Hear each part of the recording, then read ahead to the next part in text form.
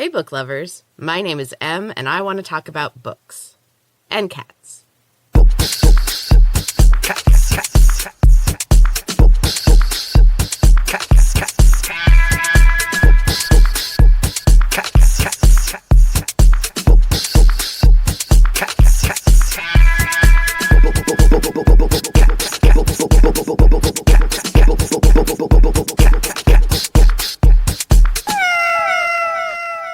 So today I am super excited. We have kind of a special episode. I didn't even know that I was going to get an episode out this week, so I'm super excited about that.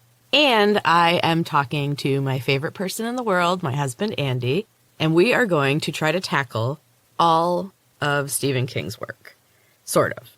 We're just going to kind of broadly discuss all of his work, and this is something that Andy and I bonded over immediately. We both love Stephen King and have read almost all of his books. And when we were dating, I was super excited because I was not great at buying him gifts. And Stephen King was putting out a new book like every year. So I would have either Christmas or his birthday covered for that year. So thanks, Stephen King. And without further ado, Andy, welcome to the podcast. Thank you for having me. Yeah, I love Stephen King. Yeah. When I was a kid, I used to read all those, scary stories to tell in the dark and that kind of thing. And my dad at one point, he's like, if you want something really scary, read one of these.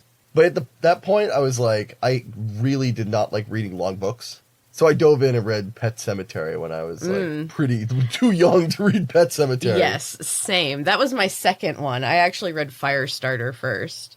Firestarter was a hard one to get through. Yeah, that was, I think, either my second or third. Yeah, that was a rough one. And I was, too young to read most of those words, I think.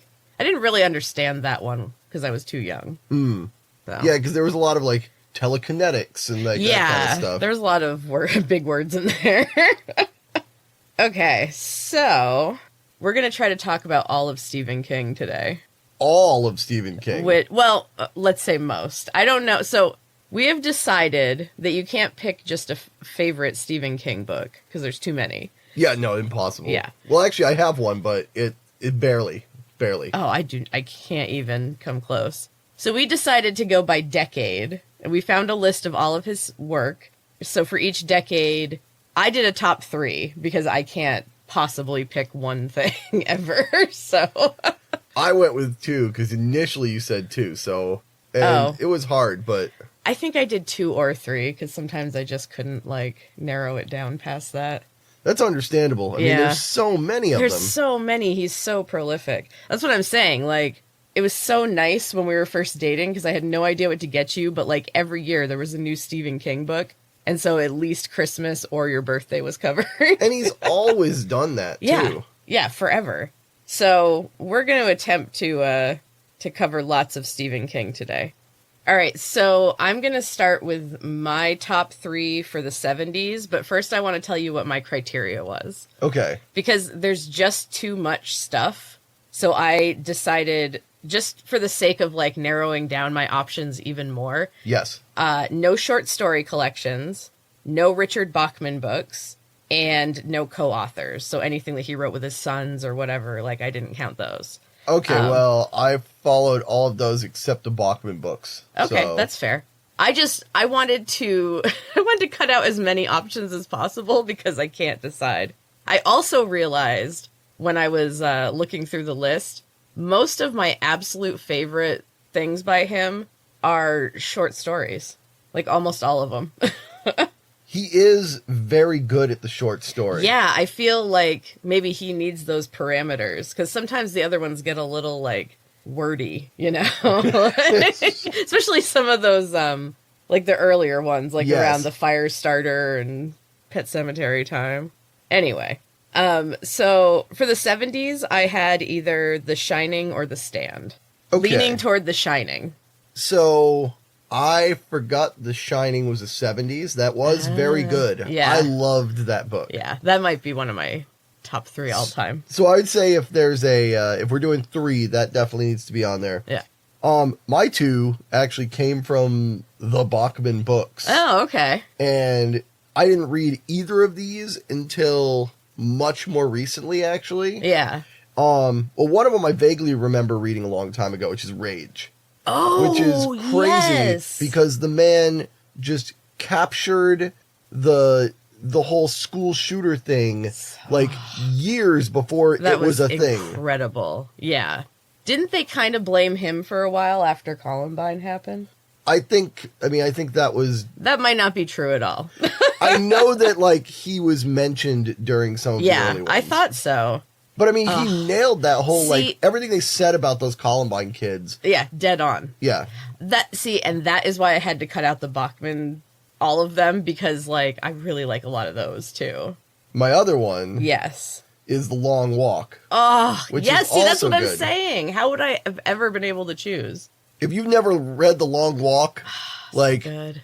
That is such a simple concept. Yeah. Where there's a race, and the kids have to start walking on Interstate 95 way up in Maine. Oh my God. And if you fall behind a certain point, or your pace slows down to a certain point. Yeah. It's kind of like if you were doing like a marathon. Like when I did the marathon and I was super slow, they had a guy at the back who was kind of like should have taken me out, but didn't because I was far enough along where they just took pity on me. Except these ones have guns and don't take pity. Yeah, and they just kill you.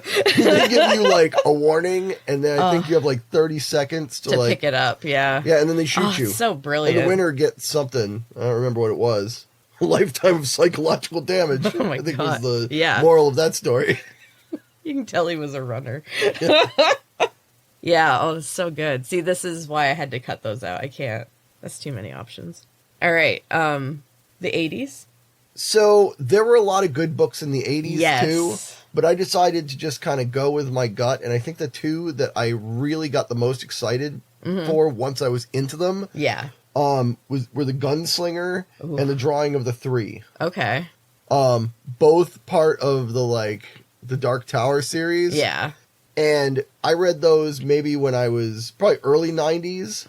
Okay. And I was so excited by the concept. The Gunslinger takes a long time to get into. I almost stopped reading it a couple of times. I might have stopped reading it a couple of times. Yeah, that was a rough one.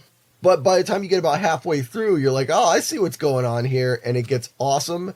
And then the Drawing of the Three just drops him in a whole new world that gets even more awesome. Yeah, that was a good one. I did enjoy that one. I have to say, so the Dark Tower series I have never really cared for, even though I totally should because they're definitely my type of book. But I think when they came out, I think I was middle school aged. And so I don't think I was going to the library as much or reading as much. And I also, it had to contend with other Stephen King books that were coming out at the time. So I didn't actually read those until my late 20s, I think. I listened to all of them in a row as audiobooks, and it took me from January until May. I think it was 2015. It was really consistent listening too. Oh, it was every day. Yeah. But by the time you get to the last two, I don't think they were fantastic. Yeah. But it's cool that he just got to continue that huge epic that was in his mind. You know? I think for him as an author, that's awesome.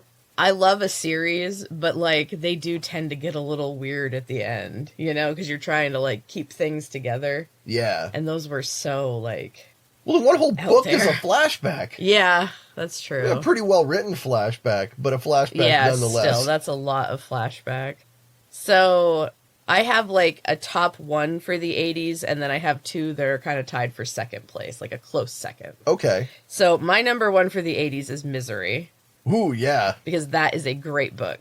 I read that at my grandma's house. Really? Yeah. That's funny. And then, plus I also relate it to Kathy Bates, and I just love her in all of those Stephen King movies that she's been in playing the same woman. Oh, she was fantastic in that. Yeah, she's so good. And then second place, it was It and Pet Sematary are kind of tied. Although Pet Sematary might be a little bit higher than It. I really liked that one. I liked Pet Sematary too. Yeah. But again, Zombie Cat really was a good one. I saw a thing today On Reddit, I follow the Stephen King subreddit. Oh, okay. And somebody had posted a picture of a bad review for that book. Oh, and no. it was because it wasn't about the cat. That it was misleading because there was a cat on the cover. I mean, read the back, but... Yeah, I mean, All any right. of it before you dive I in. would love to have, like, just a short story from the perspective of church. That would be an interesting... Yeah. There's a writing idea for anybody that wants to try it. Stephen King, perhaps? If you have time between your, like, constant book production. Can you imagine what that guy's brain is like? Oh my god. I feel like when, God forbid, he eventually passes along, I know. I think there is going to be a wealth of things that come out. Like, I just They're, hope... like, partially written or Oh something. my god, I hope he is one of those people who just says, yeah, put it out to everybody. Oh, you know? I hope so. He seems like he would be the type to do that. I hope so. I hope Ugh. he's not, like, nervous about, like, half-written shit he didn't... Because I'll, like... Yeah, nobody cares. There's some gold in there, whatever it is. Yeah, I'll read whatever. All right. 90s? 90s. 90s is interesting because I have your 70s on my 90s. I have it in my 90s, too. I just noticed that. Anyway. So my 90s selection, first of all, is The Stand, because the unabridged one came out in the 90s, but the 700-page one came out in the 70s. I just went off the list, and it was on both of them, but I must not have noticed, because it took me so long to go decade by decade and pick my top. I did the 90s one for two reasons. Like, one, because Yeah. I read it in the middle of the 90s. Okay.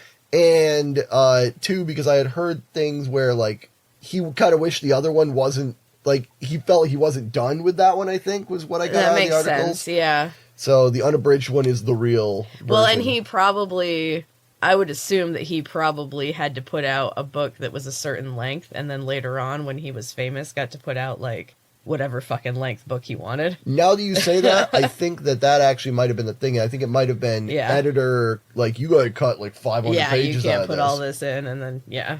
Okay, well, that makes sense anyway. And so my other one was The Green Mile. Oh, yeah. And I really liked that one because that one was, it's a short... It's a novella. That is true. Yeah. I loved that one because my mom, whenever I go to the grocery store with her, for a while it was serialized. Oh, that's right. And I would get a new one every time it came out. I think it was once a month they came out. Yes. So, that came out when I was in high school.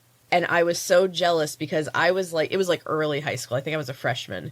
And there was a teacher for like junior level, like AP English that was teaching that book. And every time it came out, he would get it and read it to the class. Oh. And I was like, why can't I be in that class?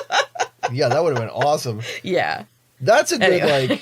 that's a great Stephen King book for like anybody who doesn't want like Gore. massive amounts of gore, any Yeah. of that stuff. Like, Yeah, that's a totally different style than he usually does. also a fantastic movie. One of the movies. Yes, one of the only ones that came out well. Yes. But it was done by the same guy who did Shawshank Redemption. Yes, which is another awesome. I think they're in the same book.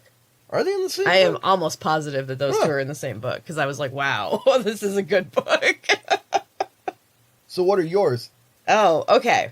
So I put The Stand, but that was kind of my like fourth place. Like I feel like it needs to be on there and I do really enjoy it, but it's not. I feel like that's the one that you have to say that you like, even though there are other ones that I personally like better. So The Stand is on there, but it's kind of in like a fourth place. And it is really good. Like I didn't want to leave it off. I guess I didn't want to leave it off because it's so good. But I like these other ones better. Anyway. So my top three, other than The Stand, are Needful Things. Fantastic. So good. Rose Madder. Also fantastic. That one was so weird, and I don't know why, but I just have like a special place in my heart for that book. I don't know what it is. Just strange. And then Insomnia. Insomnia was one where I feel like that's one I should listen to again because I don't really remember any of that book. And they have a recording now on Audible that has, oh crap, I can't think of who's reading it, but it's... Michael C. Hall, hopefully? It might be Michael C. Hall. It's somebody famous and really good because I was like, ooh, I might actually listen to that again. Oh man, maybe we should get that. I haven't... Yeah. Oh, I would listen to a that. Stephen King book. Yeah, definitely. All right. Idea has been born. Yes, I like that. In the Books and Cats Maybe podcast. we should listen to it, and then you could come back and we could talk about just insomnia. I'd be down with that. All right, let's do that. Sweet. All right, so what about the aughts? The aughts. Yeah. I'm getting really interested to hear what you have for this. Yeah, I want to. I'm curious to see if we match up on this one. So one of them is a book. Well, I mean, I read they're both books. One of them I read as a physical book. Yes. And one was an audiobook. And one was an audiobook. Yeah. So Cell was the book, and I think you got me that. I did. That was one of those gifts. That was a great book that, like, I loved the beginning of that so much. The idea that there's just like, bing, pick up your cell phone. Oh, now you're a ravenous, crazy, like, killing everybody. Because everybody had their phone. And then it just, like, dragged a little bit. Like, I liked it, and I didn't like it, and I did like it. Yeah. There were some pacing issues. But the end. The end was very good. The end was so good. Cell's on my list, too. Okay. Cell's my third. The other one was one where I hadn't been really reading any Stephen King for a while. Uh-huh. I'd kind of taken a break. Yeah. That's true. We did have, like, a period of time where we got behind. And then I started listening to audiobooks. Yes. And I sort of went back and I was like, okay, what out of the whole thing have I never read? Yeah, there was a few. And so Doomakey was on there, and I read that. Yes. And I don't know why I like that book so much, but I did. I love that book. That is it's my number 2. But, yeah. It makes me want to travel to whatever, I think it's Sanibel Island. Is that a real place? There is a place that he vacationed that is in the Gulf of Mexico, or like it's off of Florida in the Gulf of Mexico. That I want to go there. I found like the island that was the one. Oh, that's awesome. At one point I went on there and was like, what is the island that Stephen King's referencing? That book was so like, it was weird and creepy. Like it was kind of a different Stephen King than like the stuff we had been reading before. Like we did a bunch of them, like Cell was in there and some other, there was the Girl Who Loved Tom Gordon and some other things. And then we took a big break, and then it was like he had all these kind of different style books. It's kind of like when his style changed a little. And it was just so weird, and everything just felt kind of ominous the whole time. Yeah. I really loved it. Even the ending I thought was pretty satisfying, even though it was a little... I mean, I don't know what else you would do, which is kind of how I always feel about his books. Exactly. And, you know, some of his books... The endings are garbage. But it's almost like there's no way to end it like that is as good as the tension that he's building. Yeah, that's true too. Which is why sometimes I don't even care. Yeah, exactly. Yeah. I'm always like, yeah, well, all right, on to the next one, you know. Yeah. Which is something I always feel kind of bad with Stephen King. Like I love his books so much, but I'm always kind of like, yeah, give me another one. Yeah, come on, can't you do that faster, Steve? Yeah. Oh, I know. But, you know, at the same time, like, he's got all the money from being able to do that, too, so... And he's put out, like, you get to put out how many books? That's awesome. I just love that he's from Maine, too. Yeah. Speaking of awesome endings, that was another thing about Cell that I really liked, was the ending. It was so, like, vague, you know? If I have to admit, I don't remember at all what the ending of that book was. Okay. Spoilers for, like, 30 seconds. I know they go to like northern Maine or something. Yeah, they go to this place and they take out all the whatevers and they get this like cell phone and it's supposed to reset. I don't remember exactly, but they reset somehow. Oh, and then they're like, all right, we're going to try it. And they're either going to turn into zombies or they're going to be whatever. And then it's done. I love that. That is a good, yeah.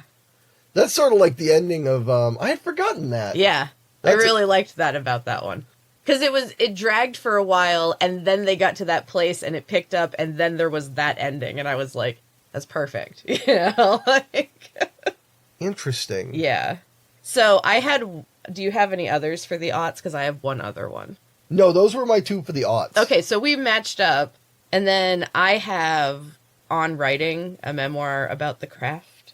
Uh-huh. Because it is the best book you could possibly read about, like, writing and how to be a writer, I think, personally.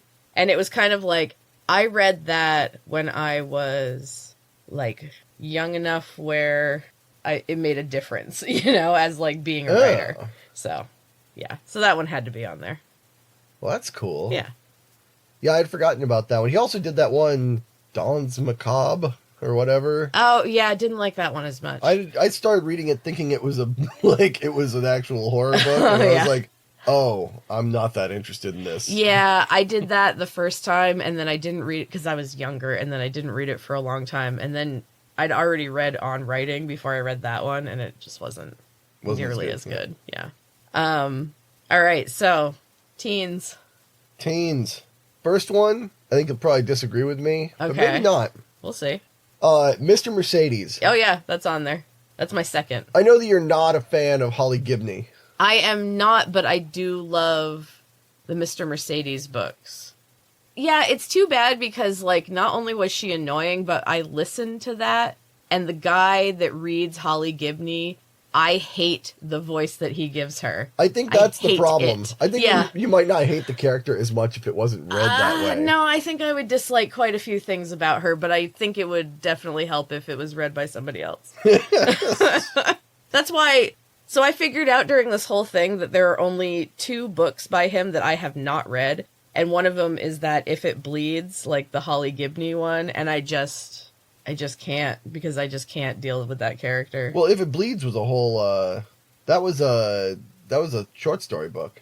Was it? Yeah, that was just one of the stories in there. Oh! But they're also, like, not my favorite. Sorry, Steve, I mean... Not everything can be gold. Yeah, well, That's what I love about him, is he just puts shit out there. And the thing I have such high expectations that if they're just like, that was a pretty good story, I guess.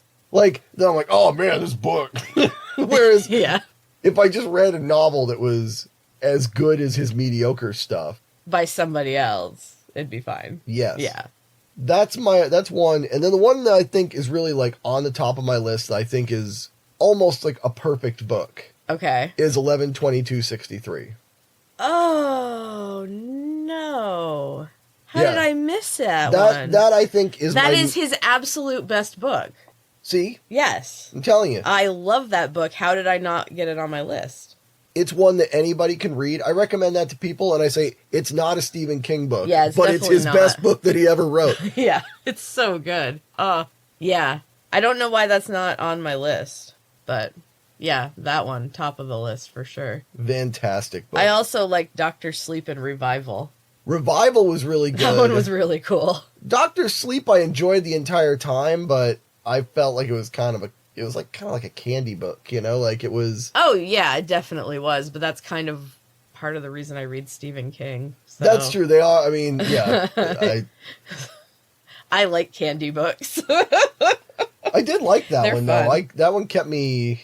I didn't stop listening to that one the entire time I was listening to it. I think that the ending of that one was real rough, although I can't remember most of it now. But I just remember, like, the beginning was great with the lady with the top hat and, like, that whole thing. So Yeah.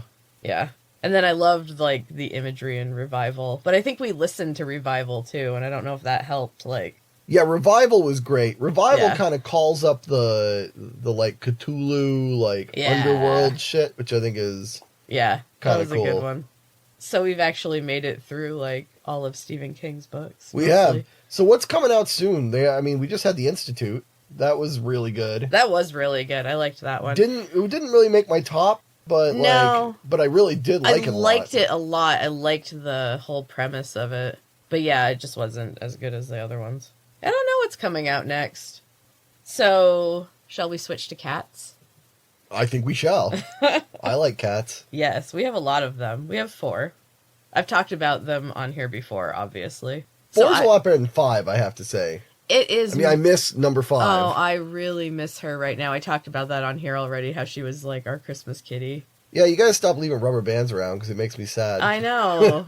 I don't know why they keep ending up on the floor. It makes me sad, too. She used to hunt them and bring them to us. And announce them. Yeah, she made the weirdest noise. Oh, I know, I really do miss her. Although I told my therapist that, and she said that it was totally fine to be, like, sad about my cat not being around for Christmas, because it's only been, like, less than a year. Yeah, that was this summer. Yeah. Anyway, no more sad stuff. So I thought with the 4 remaining cats that we should try to think of 3 words that describe each of them. Oh my goodness, okay. We gotta start with Zeus. We'll go in age order. So, we're not going back and forth, 3, just I pick 3? Yeah. Snuggle, food, love. That's pretty good. Maybe boogers on there somewhere. Oh, God. Sweet, gross, love. Because he is pure love. It makes up for all the boogers. All right, up next we have Strudel, your favorite. Twitchy tiny hunter. Ooh, very nice. Warrior, bitchy, sweet. Ooh, bitchy sweet. She is bitchy sweet. She is bitchy sweet. I mean, I can agree. relate. I get it. she has her moments. All right, Edward. Oh my God! Perfect. How do you even begin to describe? Perfect, fluffy, mental, emotional. Maybe more emotional. Fluffy, dumb empath. Oh, that's pretty good. That's accurate. He is the most empathetic cat I've ever seen, but he is dumb. All right, and then finally, Sassers. Wiggly, snuggly, spaz. I was gonna say hyper spaz was gonna be. I don't know if we can consider Let's that one word. hyphenate that and call it one word. Hyper spaz is very accurate.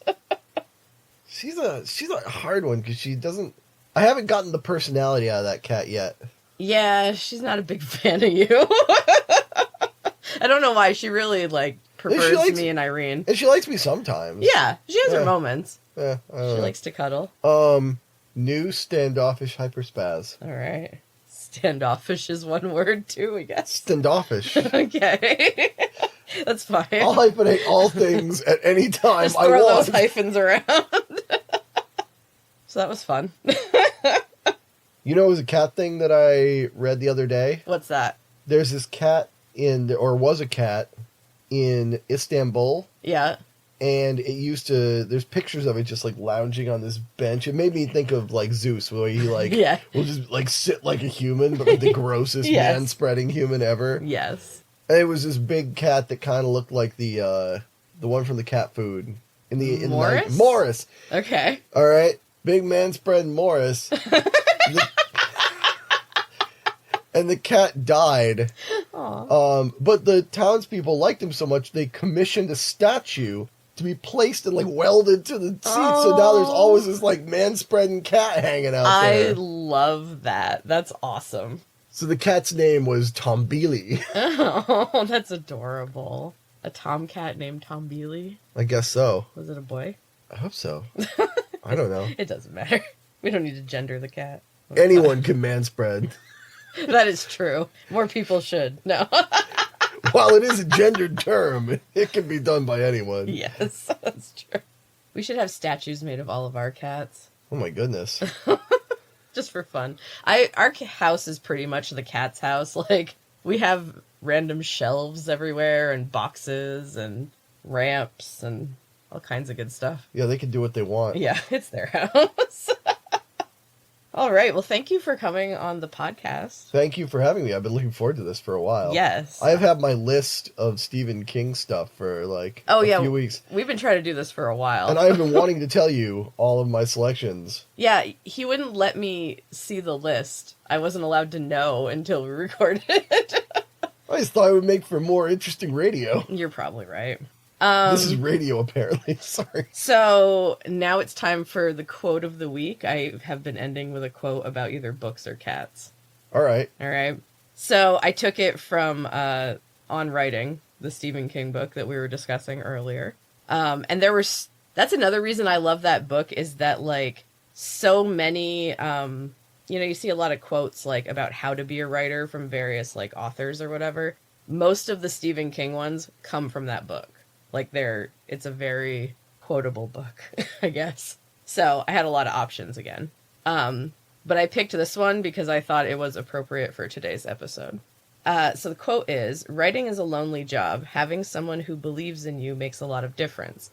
They don't have to make speeches. Just believing is usually enough." So, because I appreciate you. Oh, I appreciate you too. That's a nice quote. Yeah, I like that one. There are some other ones that I really like, too, that are more about books, but I thought, like, since you're on here and you've always been very supportive of me writing, that I'd use that one. Oh.